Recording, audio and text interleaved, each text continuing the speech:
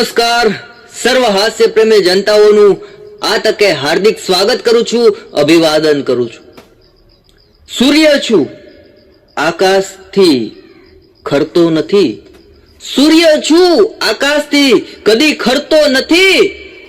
અને જગતમાં એક મારી પત્ની સિવાય કોઈથી ડરતો નથી.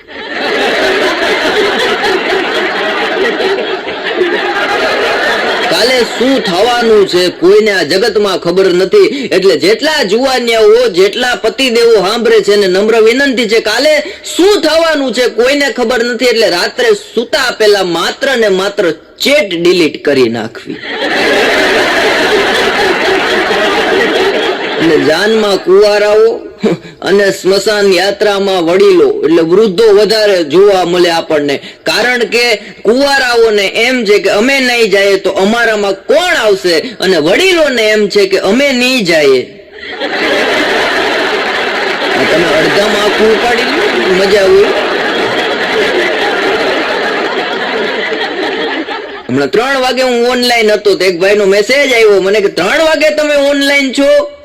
એટલે મેં સામે જવાબ લખ્યો, મેં કીધું તમે 3 વાગે ઉઠીને હું દીવાબત્તી કરવા જાયગા.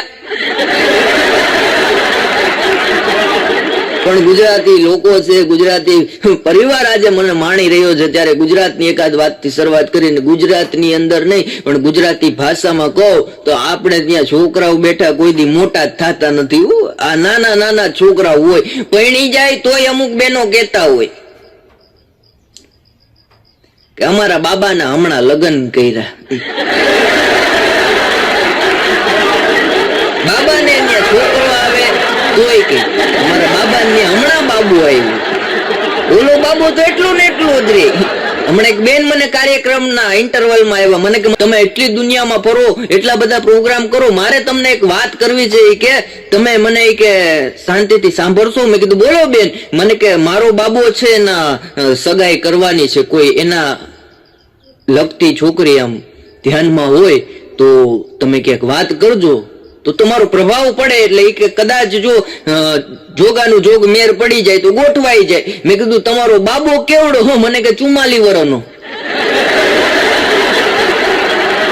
ભાણો હમણાં કાલે જ એક લગ્નમાં ગયો, પછી મારી પાસે મને કે મંથનભાઈ ગજબ ઘટના ઘટી ગઈ. મેં કીધું કા? મને કે લગ્નમાં એ કે મને જે કંકોત્રીમાં સમય આપ્યો હતો ને એ સમય કરતા હું વહેલો પહોંચી ગયો. અરે મેં કીધું ભાણા બહુ સારું કહેવાય.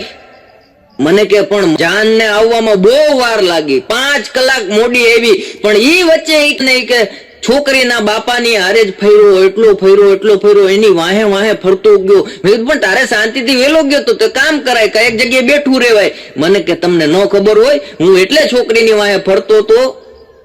મેં કીધું છોકરી નહીં, છોકરીના બાપા. મને કે જો ભૂલાઈ ગયો, હરખમાં કે તમારી યાર વાત કરું હરખમાં આવી જાવ, ભૂલી જાવ. મેં કીધું હા મને યાદ હોય, કેમ કે તારા શબ્દ અમુક વાર હું પ્રોગ્રામમાં બોલતો હોઉં ને તો પબ્લિક મારો ભૂકા કાઢી નાખે. જો મેં કીધું બાણા એટલે તારા એક એક વાત હું યાદ રાખું. મને કે હા શું હતું વાત? મેં કીધું છોકરીના બાપાની વાહે તું ફરતો હતો.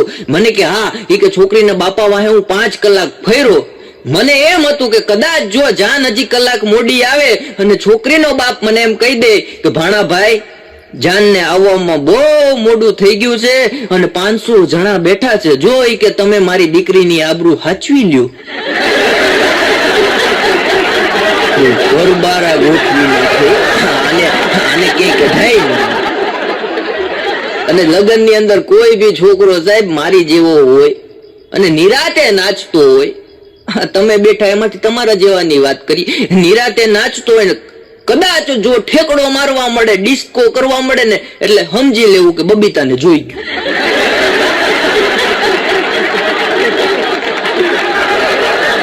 હમણાં એક પ્રેમી તો એના પ્રેમિકાને કહેતો હતો કે આ તારો દુપટ્ટો જોઈ કે આમ નીચે ઢેડા તો હાલે, હરખો કર.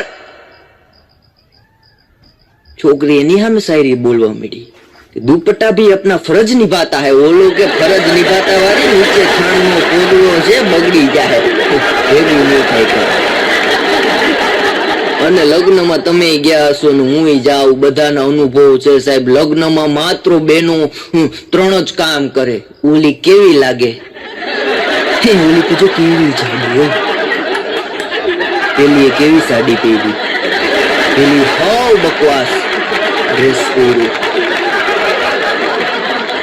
કન્યાને મેકઅપ બહુ જામતો નથી અને પુરુષોને માત્ર બે જ કામ, છોકરા તેડે, પત્ની સેલ્ફી પાડે અને બિચારા ઉનાળાનો તડકો હોય કે શિયાળાની ઠંડી હોય કે ચોમાસાનો વરસાદ હોય, છોકરો વેન કરે એટલે બાર ફૂગો લઈ આવે. મારો બેટો લગ્નમાં 1000 માણાની વચ્ચે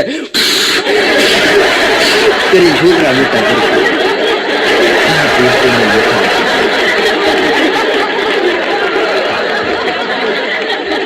પેલી શાયરી ઘરવાળી થી ચાલુ કરી એટલે પાછી એક યાદ આવી ગઈ ગર્લફ્રેન્ડ ની. ભૂલી ના જવાય ને ભાઈ. જૂનાનું જતન કરો, નવું નો સર્જન કરો તો કઈ નહીં. ભાણો કેતો હતો કે વેલેન્ટાઇન ડે ઉપર અમે આપવા ગયા હતા એને ટેડી અને જોઈ ગયા એના ડેડી. પછીની કહાની મને કે ભાઈ બાકી છે. ભાણો હમણાં ટ્રેનમાં જતો હતો રાજકોટ થી મુંબઈ, એટલે બાજુમાં ડોહીમાં બેઠા હતા. એને પૂછ્યું ભાઈ ક્યાંનો છે? ભાણાએ જવાબ ન આપ્યો. ડોહીમાં પાછું પૂછ્યું ભાઈ તને કહું ક્યાંનો છે? ભાણો કે બા લગ્ન થઈ ગયા છે, હવે હું ક્યાંય નો નથી.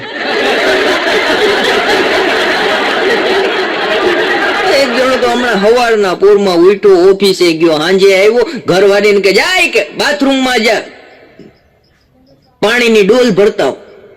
ઘરવાળી પાણીની ડોલ ભરતા એવી અને મારો બેટો શીર્ષાસન કરે, આખે આખું માથું અંદર નાખ્યું. 20 મિનિટ 25 મિનિટ 30 મિનિટ ઘરવાળી મૂંઝાણી કે હું કરો? ઈ કે આ મારું મગજ કામ નથી કરતું. ઈ કે પણ આ હું કરો? ઈ કે મારું મગજ કામ નથી કરતું, ગાંડી ચેક કરું છું, કદાચ પંચર નથી પડી ગયું ને.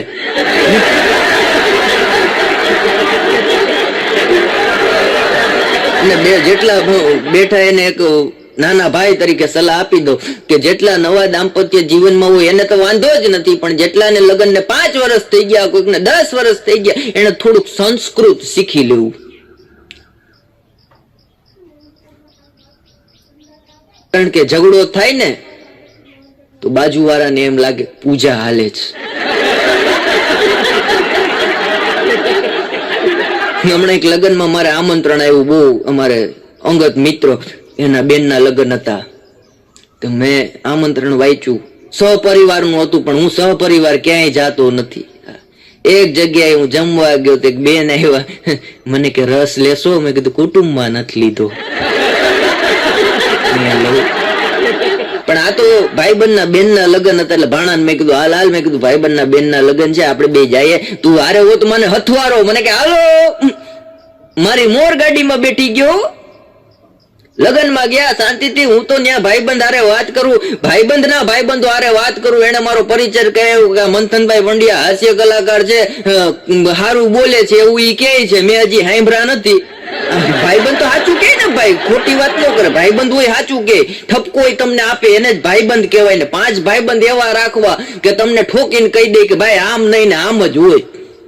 એટલે હું તો શાંતિથી બેઠો તો એને શરૂઆત કરી કે જો આ મંથનભાઈ પંડ્યા હાસ્ય કલાકાર છે અને બહુ સારું બોલે એવું એ પોતે કહે છે, મેં હજી સાંભળ્યા નથી. ઘણો મારી જેમ શાંતિથી બેઠો તો વાત સાંભળતો હતો. અને હું મારું બેટું થયું ને, ગોરદાદાએ શ્લોક બોલ્યા, મંત્રો બોલ્યા, જોરથી ગાદાથી બોલાઈ ગયું, પૂજાની થાળી. અને ભાણાએ દોટ મૂક્યો, તરત થારી લઈને આપીએ એવો ગોરદાદાને. ગોરદાદાને થારી આપી, ભેગી 6 છોકરીઓ મારવા માંડી. એટલે હું દોડીને ગયો, મેં કીધું હું થયું ભાણા? હું ઓલા ભાઈઓ હારે વાત કરું ને તને કાં મારવા માંડ્યા?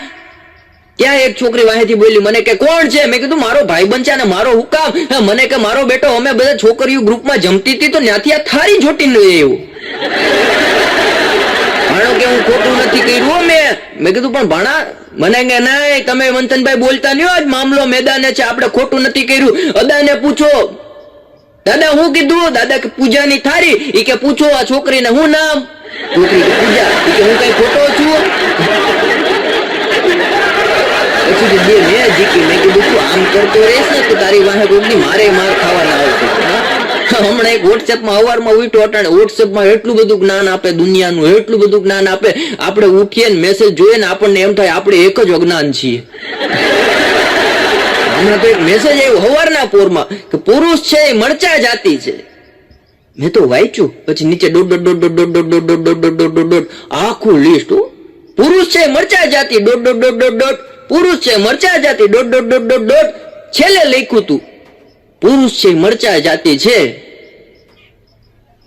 પણ સ્ત્રી એના ચીરા કરી